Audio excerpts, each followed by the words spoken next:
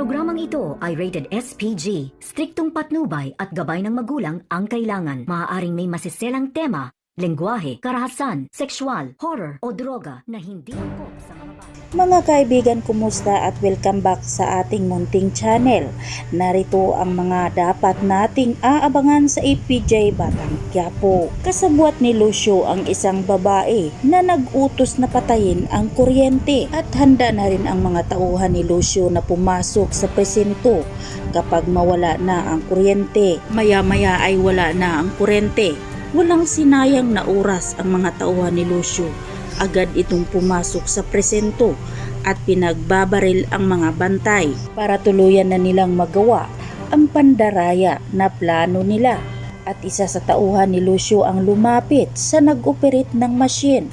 Tinakot at tinutukan ng baril at pilit pinapapalitan ng USB ang computer. Matapos ma-access ang machine, pinaalam ito kay Lucio na nagbago na ang sistema ng computer at pabor na ito kay Miguelito. Matapos magawa ang pandaraya, walang awa na binaril ni Lucio ang nag-operate ng machine. Sa kabilang banda, masaya at nagdiriwang naman ang mga kaibigan ni Tanggol matapos nang malaman nila na nangunguna si Tanggol sa bilangan sa butuhan. Ngunit pinaalalahanan sila ni Tanggol na hindi pa siya mayor at marami pa ang pwedeng mangyari. Hindi pa nakampante si Tanggol dahil alam niya na marami ang pwedeng gawin sa kanyang mga kalaban. Habang nagdiriwang ang kampo ni Tanggol, nag-alala naman si Miguelito at hindi matanggap ang kanyang pagkatalo. Galit na galit si Miguelito at hinarap si Roberto.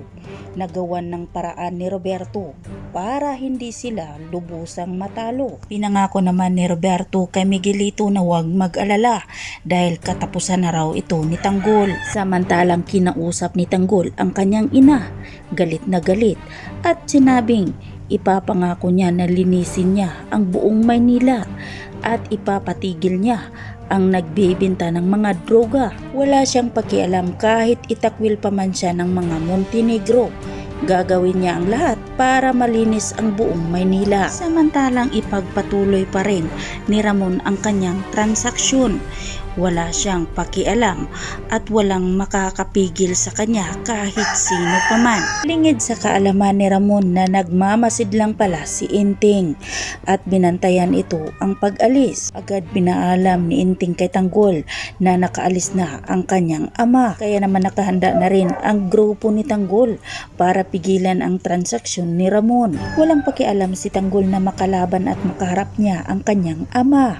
Mamumukhaan kaya ni Ramon na ang kanyang kabarilan ay ang anak niyang si Tanggol. Yan ang ating aabangan at pakatutukan mga kaibigan dito lang sa APJ Batang Quiapo. At huwag po sana niyong kalimutan na i-like, i-share at pahingin na rin ng isang subscribe. Maraming salamat!